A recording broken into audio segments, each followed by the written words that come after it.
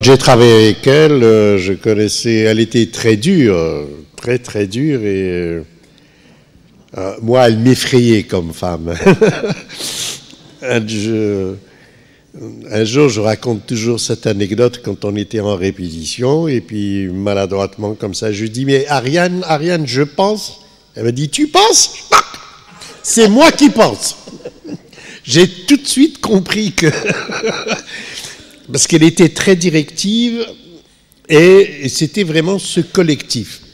Le collectif qu'on avait déjà, nous, au Théâtre National Algérien, à sa création. C'est parce que déjà, à la création du Théâtre National, c'était la première nationalisation en Algérie. C'est le premier concept national, c'était le théâtre. Et on ne nous appelait pas les artistes de la scène, on nous appelait les ouvriers de la scène. Moi, ce qui m'a toujours embêté, parce que j'étais un petit peu de tempérament, il faut l'avouer, un petit bourgeois. Donc pour moi, tout ça, le collectif et tout ça... ben. Mais il fallait...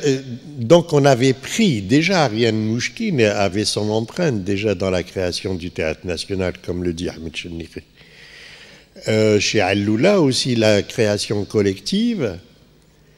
Mais dans la création collective, il y a toujours une tricherie, il y a toujours quelqu'un qui supplante les autres et dont le point de vue prime sur les autres. On est collectif, mais il y a toujours quelqu'un qui prime. Donc il ne faut pas se mentir. Et dans le théâtre régional d'Oran, donc il y avait la collectivité et Ariane Mouchkine aussi, une femme vraiment d'une personnalité très très forte, d'un engagement politique à nul autre pareil. Elle avait le sens de l'humain, cet égalitarisme dont parlait Ahmed Chennikhi, c'est-à-dire entre les techniciens et les acteurs, tout le monde était à la même enseigne. On était obligé de faire la cuisine ensemble, de distribuer les prospectus ensemble. Il n'y avait pas de vedettariat, pas de privilèges, tout le monde à la même... Vraiment, c'était du bolchevisme. Hein. Et elle-même détachait les tickets à l'entrée et elle souhaitait la bienvenue aux spectateurs. C'était vraiment... il fallait avoir cette discipline. Et c'est vrai, il y a des tempéraments qui acceptent la discipline, il y a des tempéraments qui n'aiment pas la discipline. M'a toujours horripilé parce que j'ai toujours cette nature un peu rebelle. Je n'aime pas être encadré, assujetti à une discipline très forte. Ça m'a fait fuir. C'est comme ça que je ne suis pas resté très longtemps. Après la pièce de Tartuffe, je suis parti. Voilà à peu près ce que je peux dire. Merci. Merci, Sid Ahmed. Donc, on ouvre le débat avec... oui, Ahmed. Il y a quelqu'un de chez nous qui est l'écrivaine, et c'est très bien maintenant on dit l'écrivaine, c'est très bien.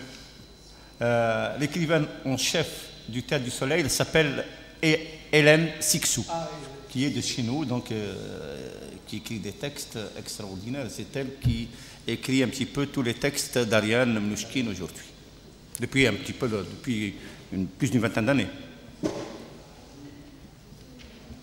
Donc la parole est à la salle, on fait circuler le micro.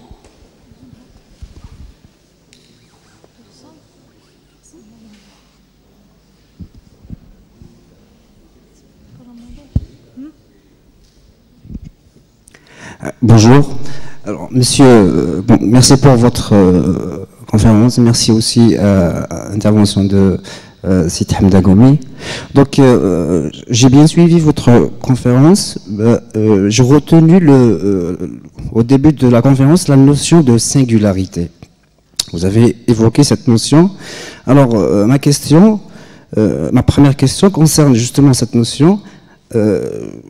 Vous parlez de singularité, mais vous dites aussi, selon la vision de Mouchkine, que chaque peuple a ses manifestations artistiques. Alors, qu'entendez-vous par ce terme singularité? Est-ce que vous tuez tout simplement l'auteur en tant qu'individu, ou ou bien cette singularité se glisse vers des peuples ou des sociétés. Ma deuxième question concerne le théâtre, le rapport du théâtre avec la réalité. Alors vous dites que le théâtre, ce n'est pas la réalité. Est-ce que c'est finalement la déconstruction de la réalité, pour reprendre votre notion aussi de déconstruction? Je vous remercie.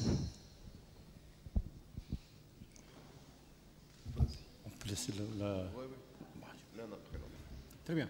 Donc oui, on a souvent usé énormément de cette idée de singularité. C'est-à-dire chaque fois que, surtout pour les pays anciennement colonisés, c'est-à-dire nous sommes dans des pays où on considère que, par exemple, chaque fois qu'on parle d'un colonisé, par exemple, je cite un cas comme ça, quand on touche à l'université, il est en quête d'identité.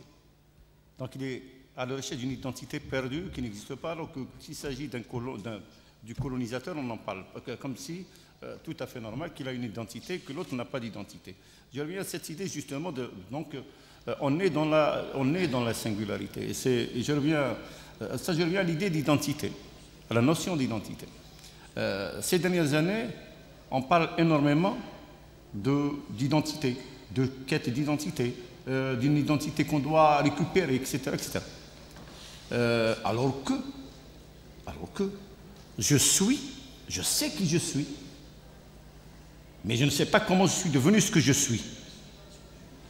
On revient à ce que proposait Ortiz. Ortiz proposait la notion ou l'idée de transculturalité.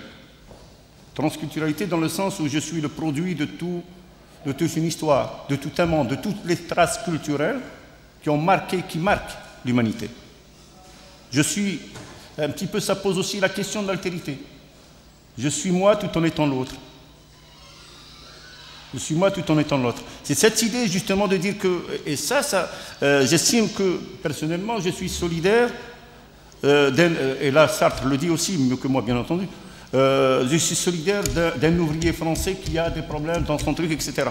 Donc on est dans une situation où et Deleuze et Guattari proposent, eux, cette idée que j'estime moins opératoire et moins truc, mais importante aussi, c'est l'idée de... elle était là, j'ai perdu. Allez. Donc, je ne crois pas. Je ne dis pas qu'il n'y a pas une petite différence entre les uns et les autres. Mais je dis que il y a toujours rhizome. Il parle de rhizome. C'est une sorte d'arborescence, un peu truc, etc. Il n'y a pas de milieu. Il n'y a pas de milieu, il n'y a pas de centre. Il n'y a pas de censure, si vous voulez. Et l'idée, parce que tout se fait, tout est construction. Je construis l'idée que l'autre est différent de moi, qu'il est étranger. Quand les Grecs parlaient d'hypertrophie du moi, c'est-à-dire que toutes les cultures autres que la culture grecque, sont sauvages et barbares. C'est à partir du regard que moi je construis de l'autre. C'est moi qui veux singulariser l'autre et devient singulier, différent de moi, devient étrange et étranger. C'est dans ce sens que Mnouchkine, moi franchement j'épouse les contours de cette manière de voir, comme aussi cette idée que reprend aussi Glissant en parlant aussi reprend les hommes identités. Oui, théâtre-réalité. Moi, il y a une différence entre la réalité et le réel. Le théâtre, la littérature comme le théâtre peuvent contribuer. Sont là pour entreprendre une sorte d'investigation du réel. Mais on n'est jamais dans la traduction. Un fait qui s'est passé. Par exemple, si vous prenez l'histoire.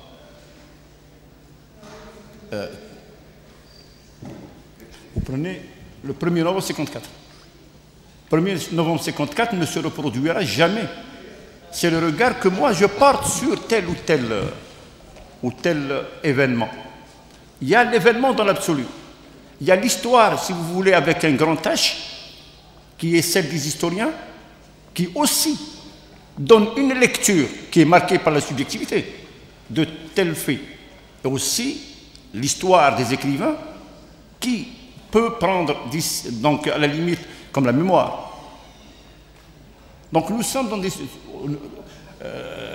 D'ailleurs, quand nous écrivons, il y a quelqu'un qui a écrit un texte fabuleux qui s'appelle Les mots, c'est Jean-Paul Sartre. Les mots ne sont jamais justes. Les mots sont quelque part mensongers. Et la littérature, ou le théâtre, quand nous usons, surtout le théâtre ou le cinéma, nous usons des mots et aussi d'autres techniques, d'autres outils techniques. Par exemple, le théâtre fonctionne comme une machine cybernétique. Tout s'imbrique, tout s'interpénètre. Mais la construction du sens, c'est moi, en dernière instance, lecteur, récepteur, qui construit le sens, à partir bien sûr du moment, c'est-à-dire on ne peut pas, le sens, il naît à partir du regard que moi je porte sur le monde.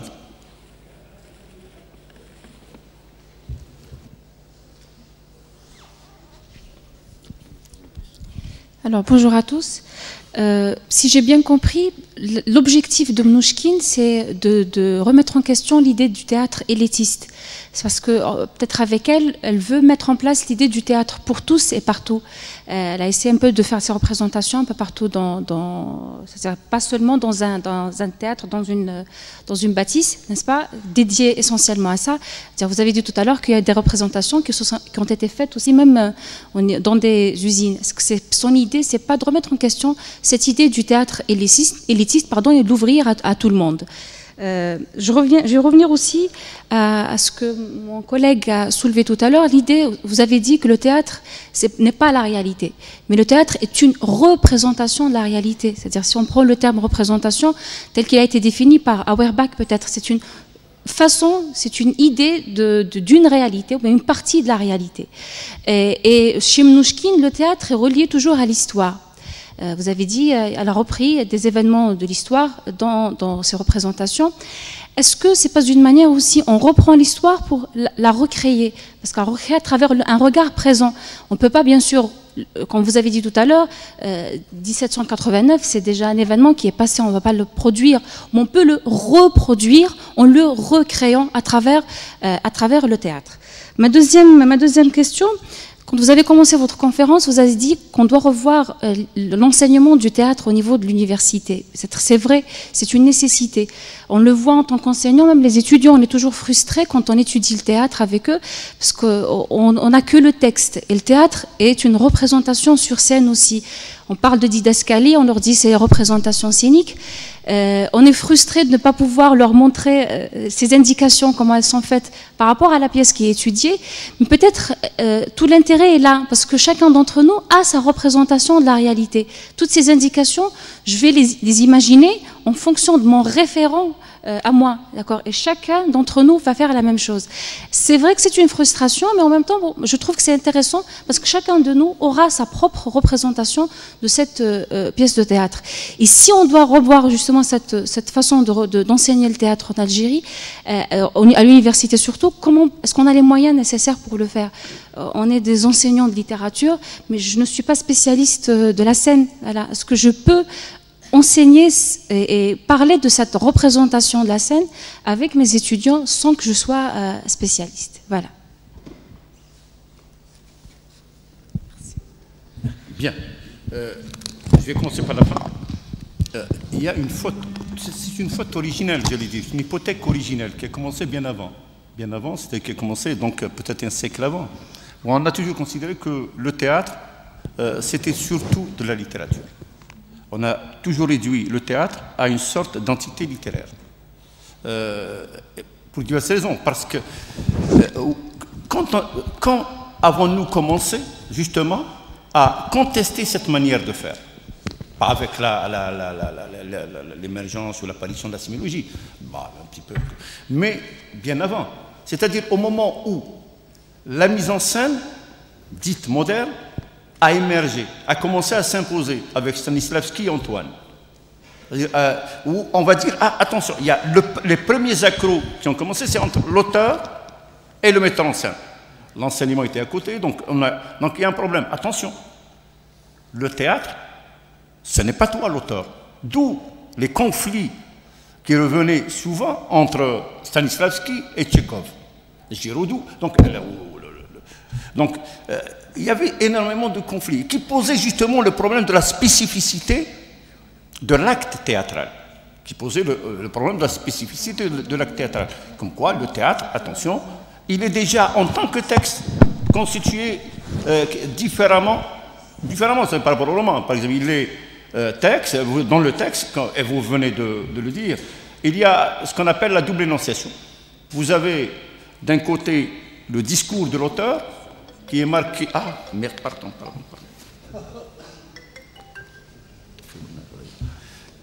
Qui est marqué par donc, la présence de deux entités. Donc, ce que vous avez dit, la didascalie ou le discours de l'auteur, didascalie, et aussi le discours des personnages. Deux mondes, deux univers. Les trous, dans le roman, il n'y a pas de trous. Et d'ailleurs, c'est pour cette raison que je me suis toujours posé des questions quand il y a des thèses où on parlait de théâtralisation du roman, etc. Théâtraliser, c'est autre chose, le théâtre, c'est autre chose, le roman est autre chose. Donc, déjà, dans son fonctionnement, il est différent, comme texte dramatique. Et puis, comme représentation, c'est beaucoup plus différent, dans la mesure où on fait appel à énormément de métiers, à énormément de langages, à d'autres métiers, à d'autres codes, qui fait que le théâtre est une machine cybernétique, où il y a énormément de choses qui vont se retrouver, parce que donc on parle de l'université, oui. Et le problème que nous avons aussi, quand on analyse un texte ou une représentation, c'est le problème dans le texte, dans la langue, dans la littérature. On peut découper en unité minimale un texte. C'est facile, monème, phonème. Mais là où j'ai un problème, c'est avec les formes non verbales, et notamment le théâtre, où j'ai cette difficulté. Déjà en tant que lecteur du texte, lecteur du texte, ou lecture critique du texte, donc, avant donc de parler du texte lui-même.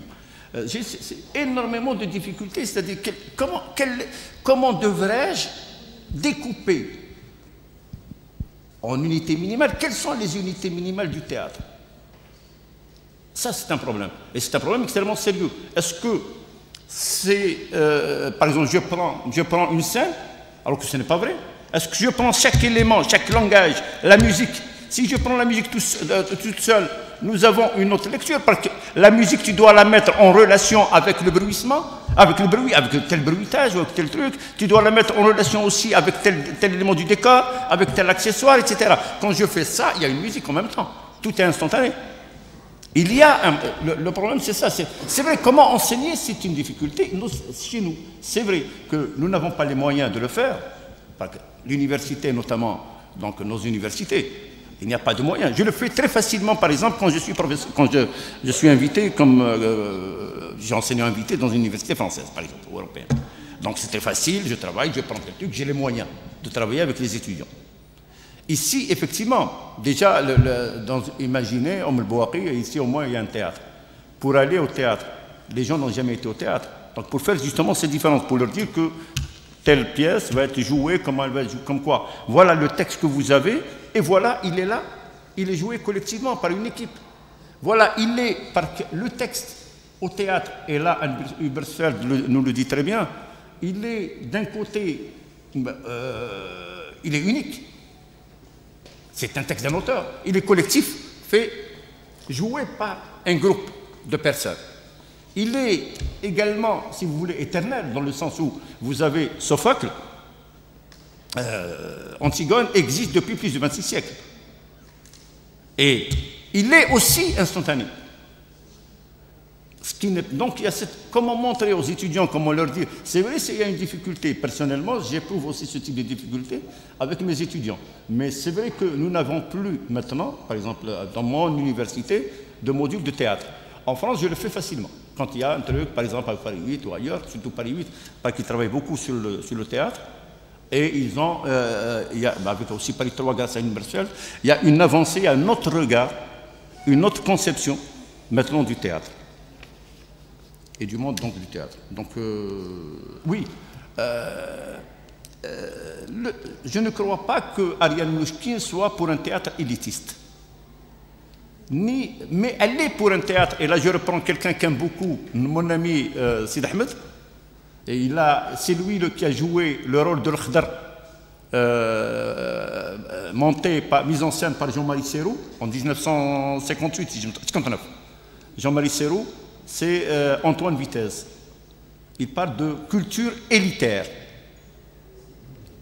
Elle est pour une culture élitaire, c'est-à-dire qui instruit, où il y a un feedback, avec une possibilité de feedback, d'échange avec les spectateurs. C'est du moins ce qu'elle veut, du moins son projet, et c'est ce qu'elle attend. Est-ce que ce que nous attendons, est-ce qu'il se réalise ou non? Ça, je ne sais pas. Aucune idée. Parce que si vous prenez Kateb Yassine, et là aussi la frustration de Kateb comme de Alioula, par exemple chez nous, Kateb Yassine, quand il monte ses pièces, quand il joue ses pièces, le problème qu'il a, c'est que ce soit pour la littérature. Déjà, il a eu un problème avec la littérature. Il dit que Nejma est lu par un certain nombre de personnes, très peu de gens l'ont lu, etc. Moi, je veux que tout le monde le lise. Plutôt regarde mes textes ou écoute ce que je dis. Pour lui, Nejma, c'est un mythe. Tout le monde en parle, mais personne ne l'a lu. Trop peu l'ont lu. Donc, alors que le théâtre pourrait lui offrir la possibilité justement de toucher le grand public. Mais, le problème qu'il a, c'est qu'il s'est rendu compte par la suite, y compris à Alioula, que le public qui vient voir ses pièces est un public, pour le reprendre, petit bourgeois. Donc il n'a pas touché ce public qu'il voulait au départ. Ce public qu'il voulait au départ, c'est-à-dire le public populaire, entre guillemets. Parce que c'est aussi, il faut définir aussi ce que c'est que populaire, le peuple, etc. Alioula aussi, il a eu le même problème. Parce que l'objectif de Alioula également, c'est parce qu'il part de l'idée, qui aussi part de cette idée, de Brest, le théâtre est fait pour changer, transformer le monde, transformer les choses. Donc c'est une leçon marxiste, j'allais dire. Donc il vient, les trois sont nourris du marxisme. Puis par la suite, il va se retrouver même au niveau de Alioula, par exemple, ça bon, une petite minute sur Alioula, parce que j'aime beaucoup Alioula. À un moment donné, Alioula, et pas uniquement, et je pense aussi à Mnouchkine, je pense à Brook, c'est pour cette raison que ce qui est important, c'est la réception. Et personne ne sait comment les choses sont reçues. Personne. Et personne ne saura comment tel ou tel roman, comment tel ou tel... Dans l'absolu, oui. On dit, oui, je suis très bien lu, je suis... Voilà, etc. Mais nous ne connaissons rien. Même les enquêtes, etc., de trucs d'opinion et tout, n'apportent absolument rien. Et Alioula, dans cette histoire, par exemple, de la relation avec... Parce qu'il y a une relation avec les formes populaires, qui n'est pas la même, avec... comment elle s'appelle déjà? Mnouchkine. Pour Alioula, par exemple, c'est de faire appel à la halqa ou le goual, etc., et faire un théâtre qui reprend un petit peu ces éléments. On est dans la reproduction.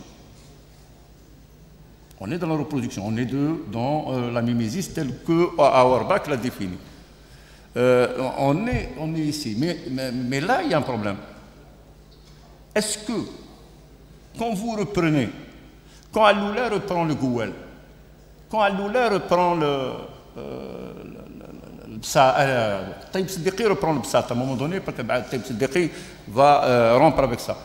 Est-ce que le goual ne va pas perdre ses attributs originels? Il va devenir personnage de théâtre. Il n'existe plus. Je m'excuse, Jelloul le Fahimi n'est plus le goual. Jelloul devient un personnage de théâtre. Il va perdre ses attributs originels. Mnouchkine, non, elle dit ceci. Moi, j'utilise ça uniquement. Je sais que le Bsat n'existe plus, le goual n'existe plus. Ça n'existe plus. Où trouvez-vous? Même le Maroc, le Maghreb, Marrakech, comment il s'appelle déjà? Jamal el-Fna. Jamal el-Fna, c'est devenu maintenant, on fait pour les touristes. Ces formes n'existent plus. Comment peut-on recréer ces formes qui n'existent plus alors que le monde a changé? Le monde a changé. Et c'est là où Alioula n'est pas arrivé justement à ce qu'il voulait. Il ne pouvait pas. arriver à atteindre son objectif. Kateb, par contre, a changé les choses. Kateb a repris ça, mais il a investi le compte d'un autre contenu. Il sait très bien que les chanteurs populaires sont des chanteurs extrêmement machistes. Sont des gens par rapport aux femmes, par rapport aux trucs, etc. Il faut lire, il faut voir les comptes, etc. Il sait très bien, Kateb. Il sait très bien que la culture populaire n'est pas si bonne, j'allais dire belle que ça. Si je vais utiliser ce qui, moi, m'intéresse et ce qui s'inscrit dans mon discours. Et ce que fait Ariane Mnouchkine. Donc,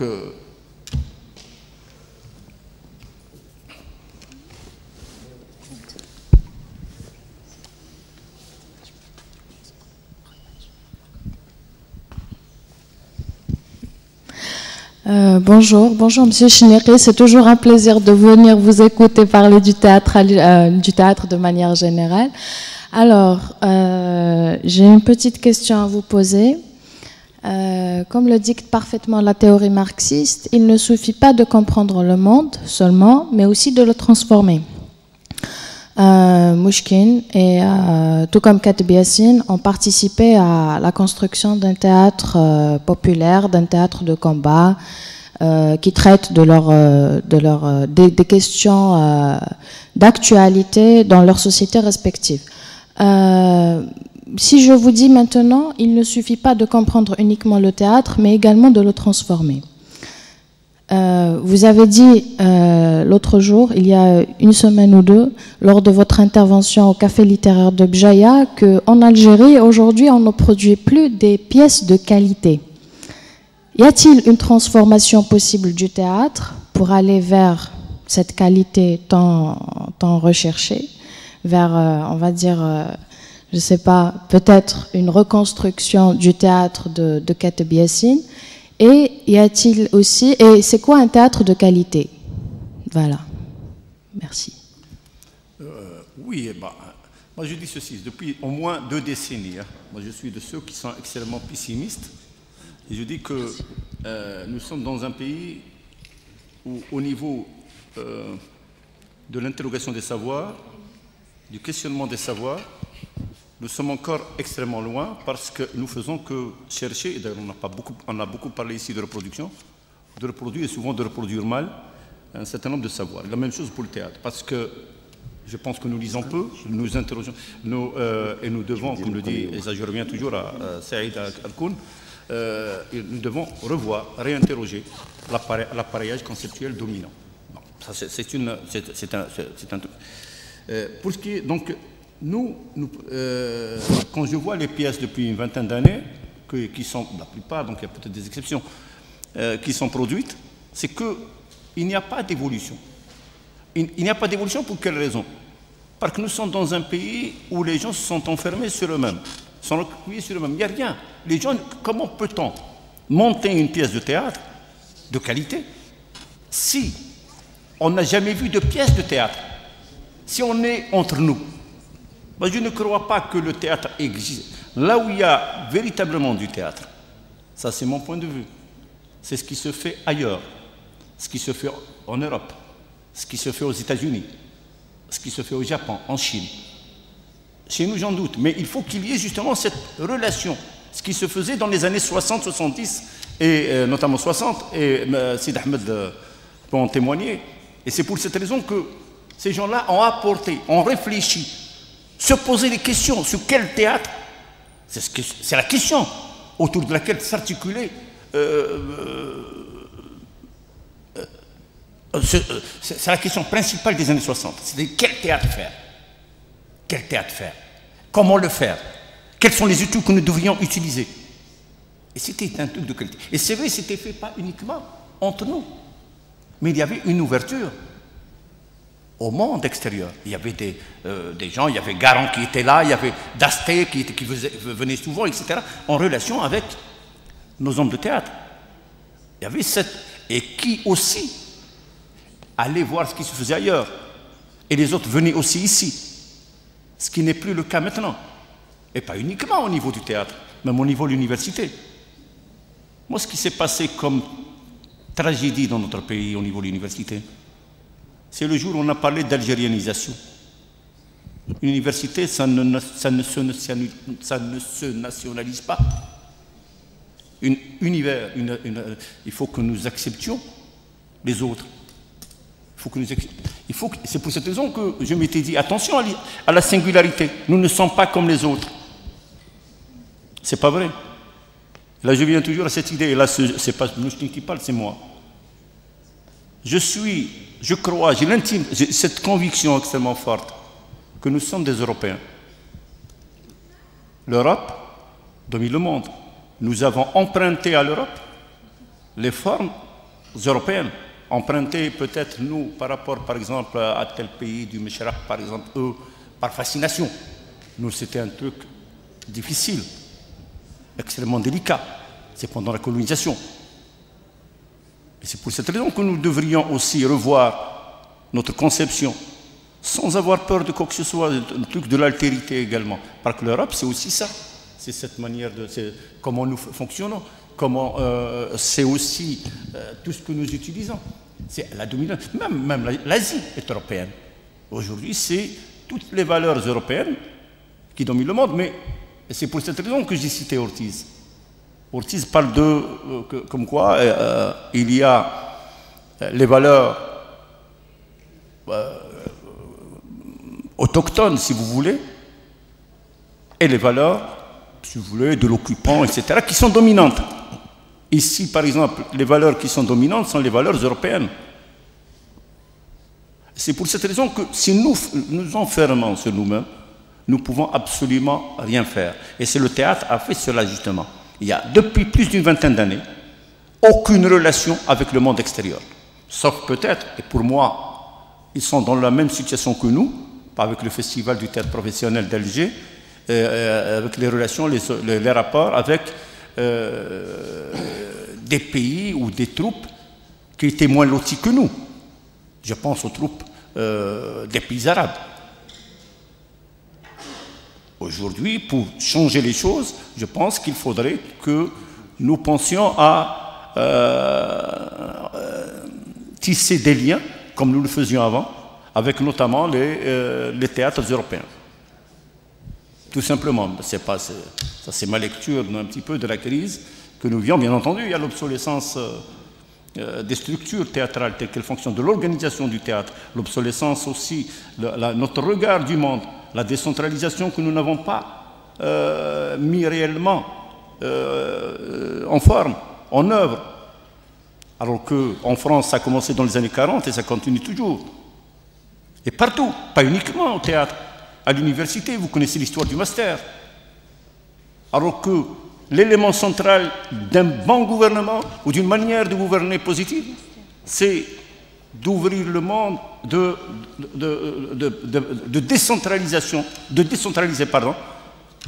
toutes les structures, ce qui n'est pas le cas malheureusement chez nous. Et nous vivons aujourd'hui une situation extrêmement grave parce qu'on a voulu revenir, et pas uniquement à l'université, mais donc au théâtre, à l'université, etc. Il faut arrêter, il faut quand même mettre en œuvre une véritable décentralisation. Bonjour monsieur, peut-être une dernière... voilà. Je vous remercie d'abord pour votre communication. J'aimerais vous amener à nous apporter quelques précisions à propos de 3 petites choses. La première, c'est concernant ce type de gestion collective des troupes. J'ai d'abord l'impression que c'est profondément ancré dans la tradition, j'oserais dire, théâtrale française. Déjà, Molière se baladait de ville en ville avec sa troupe. Ce n'est pas forcément dans les années 40 ou 30 que cela a commencé. Et pour donner encore d'autres exemples beaucoup plus simples, sur un théâtre peut-être moins sérieux, que l'expression soit pardonnée, la troupe du Splendide a aussi vécu comme ça. Donc il y a quand même dans la tradition française ce désir quelquefois d'échapper au théâtre subventionné. C'est ce qui m'amène à croire que, je pense que le mot n'a pas été évoqué, mais je pense que depuis le début de votre communication, il y a un mot qui s'impose. C'est un théâtre engagé. Il me semble que c'est un théâtre engagé. Depuis On tourne autour des expressions, changer le monde, délocaliser le théâtre, aller chercher les ouvriers, comme le faisait aussi Katb Yassine d'ailleurs. Voilà. Mais c'est d'abord, me semble-t-il, un théâtre engagé. Et j'ai envie d'abord de savoir, engagé dans quoi? Où est-ce que vous placez le théâtre de Mnouchkine entre un Sartre, entre un Brecht dans le nouveau théâtre, entre un Beckett, et éventuellement même Camus? On pourrait donc donner encore plein d'autres exemples, mais où est-ce que vous placez ce théâtre? Le mot n'a pas été évoqué, je le répète encore, mais c'est un théâtre engagé. J'aimerais savoir de quel engagement s'agit-il. Mon deuxième point, il est en dehors du théâtre, c'est un petit peu personnel, c'est par rapport, enfin personnel, non, c'est par rapport à Robespierre. Robespierre, on est d'accord, c'est un sanguinaire. C'est vrai, il est derrière une révolution, mais jusqu'à maintenant, je ne connais pas d'exemple de révolution propre. Et Robespierre a été clairement un sanguinaire. Et il a guillotiné des milliers d'individus, entre autres la pauvre reine Marie-Antoinette, et il a provoqué la mort de ses enfants. Et je ne parle même pas du massacre de Vendée, des Vendées plutôt. C'est un véritable c'est un véritable sanguinaire. Il est derrière une révolution, mais c'est aussi un sanguinaire. Et j'aimerais savoir qu'est-ce qu'il y a lieu de défendre, parce qu'apparemment Mnouchkine a défendu Robespierre. Qu'est-ce qu'il y a lieu de défendre chez Robespierre? Merci beaucoup.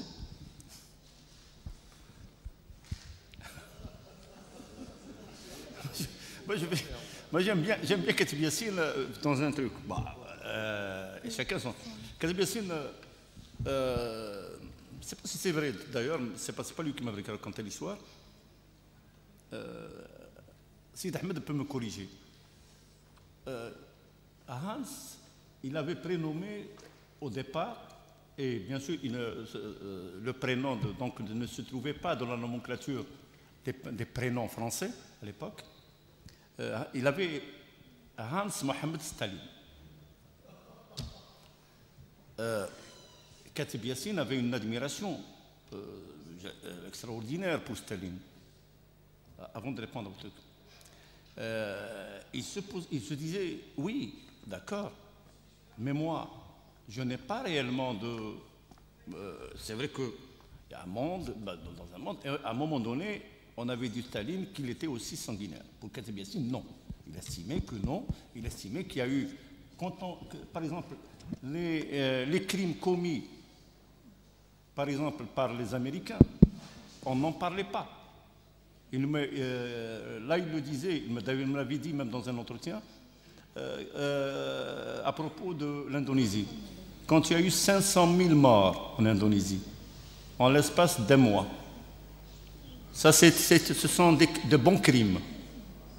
Là aussi, le monde est extraordinaire. C'est-à-dire, c'est pour cette raison que je dis, il faudrait que nous revisitions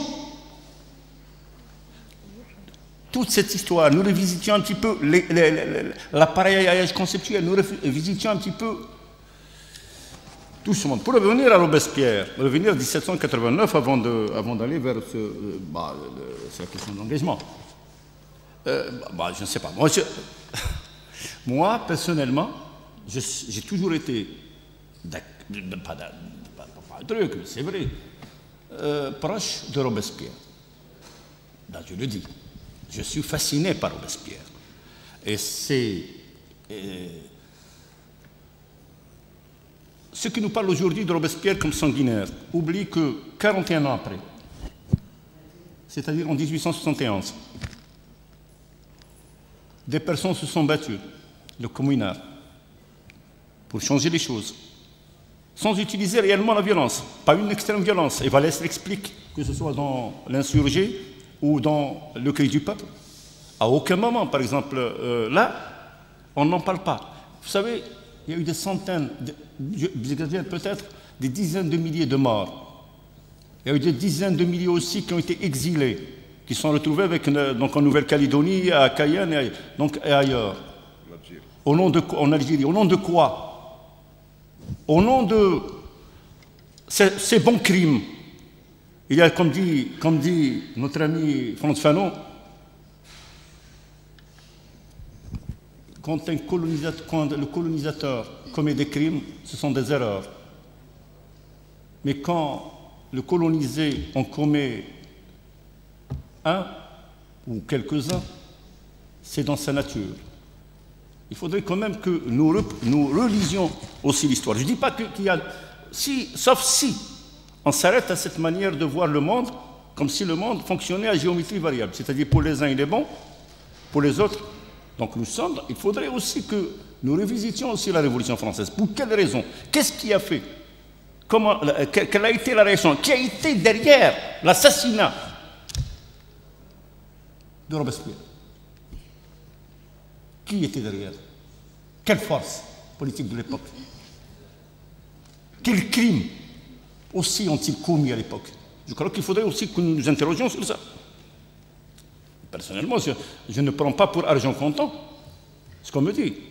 C'est facile de prendre pour argent comptant ce qui se dit maintenant sur la Russie. C'est très bien. Mais j'interroge cette Russie aussi, j'interroge le monde, comment il est. Ceux qui disent que Poutine... Par exemple, moi je suis pour aller à l'actualité, parce que Mnouchkine va à l'actualité. Là aussi, j'interrogerai ça. Cette manière de voir le monde. C'est pour cette raison que je dis tout est construction. Ce sont des constructions. Et c'est à nous, et c'est pour cette raison que j'ai cité Derrida, de faire ce travail de déconstruction, comme nous le propose et nous invite à le faire Derrida. L'idée d'engagement, moi je ne crois pas qu'il y ait un seul théâtre au monde, une seule littérature au monde, qui ne soit pas engagée.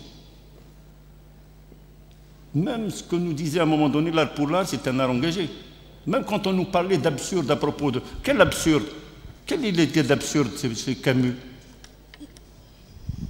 Prenons, et là j'aime beaucoup le travail qu'a fait sur Camus Edouard Saïd. Où se trouve l'absurde? Parce que Meursault sait ce qu'il fait. On a l'impression qu'il ne sait pas, c'est ce qu'il nous dit dans le texte. Mais Meursault sait. Mais dans tout le texte, il faut contextualiser le texte. Moi je ne suis pas de ceux... Quand on a parlé de disparition ou de mort de l'auteur, ça ne veut pas dire que l'auteur n'existe pas. C'est-à-dire la parole de l'auteur est disséminée dans le texte. Tout simplement, il disparaît dans ce sens. Que ce soit Foucault ou Barthes. Donc, je ne crois pas. Donc, il y a toujours cette idée d'engagement, quelle que soit la structure artistique ou littéraire. Nous sommes toujours dans un truc parce que je n'écris pas à partir du néant. Je ne crée pas, d'ailleurs, il n'y a pas de création, ça n'existe pas la création. La création est une film historique. Il y a la production. Et d'ailleurs, je pense que vous faites littérature, il y a un très beau texte de Macheri, très ancien, qui dit tout simplement, d'ailleurs, moi je ne crois pas à la théorie dans les sciences sociales et trucs, et je ne crois pas également à l'idée de création. Pour une théorie de la production littéraire, est-ce qu'on y est arrivé? Bon, la production. Parce que nous produisons à partir de choses qui existent. À partir de choses qui existent. Tout texte est le produit de ce qui a été fait avant. La même chose, donc, un petit peu. C'est pour cette raison que je dis toujours, il faudrait quand même que, et Mnouchkine le dit, Brecht également. C'est vrai l'idée de transformer le monde chez Brecht ou chez... quand Brecht vient, qu'est-ce qu'il fait? La proposition de Brecht, et c'est quelqu'un justement qui a mis en scène, et pour quelle raison? Brecht justement, on a empêché Brecht d'entrer en France. C'est pas pour rien. Parce qu'il y avait un théâtre engagé avant, mais considéré comme désengagé. Comme si, quand tu parles, on te sort l'idéologie. Mais c'est quoi l'idéologie? L'idéologie, c'est tout simplement un ensemble de représentations. C'est ma représentation du monde, ma vision du monde. Donc l'idéologie est présente un peu partout. Brecht, eh bien, Bertolt Brecht,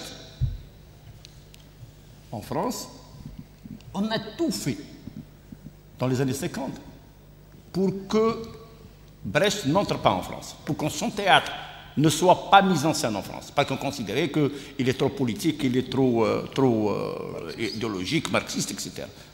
Et c'est grâce à quelqu'un, à deux personnes, à deux fous finalement de l'époque. L'un s'appelle Roland Barthes, qui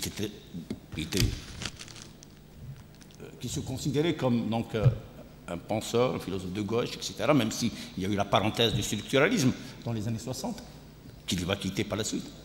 Parce que le structuralisme est un discours, finalement, que n'aurait pas dû, je pense, c'est pas emprunter Barthes, parce que c'est une sorte de sillage ou de sillon essentialiste.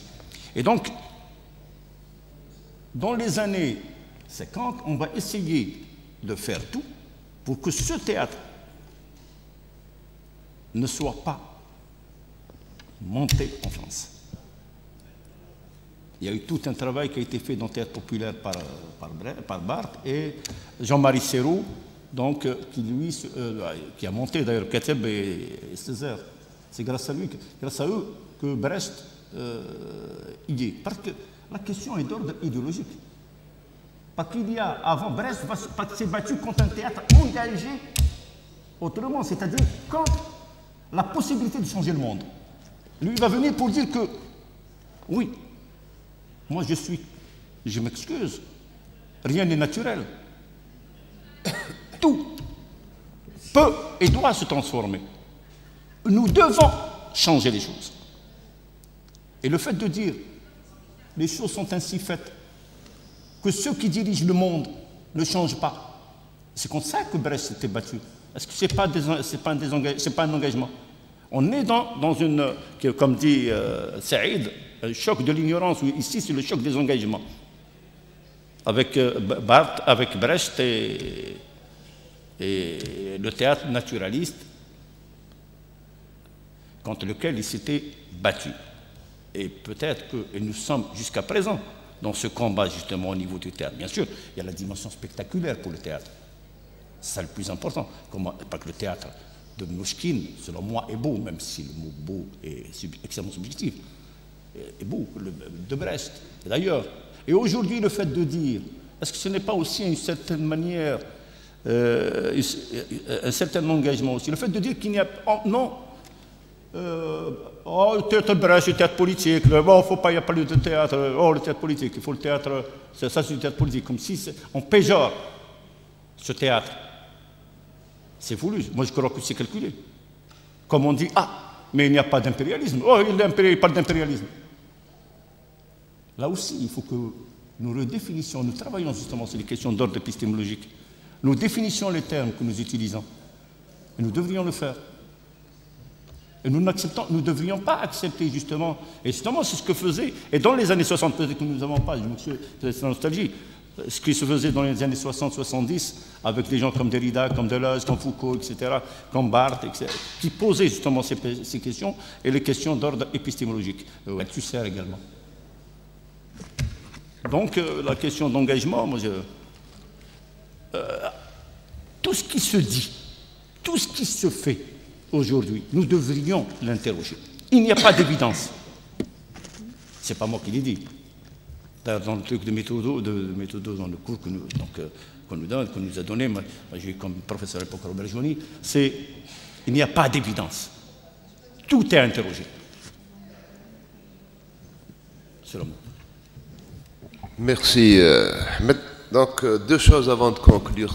Un, pour dire que tous les soirs au TRB, à partir de 19h, donc, il y a une pièce de théâtre des 8 pays invités au 9e festival.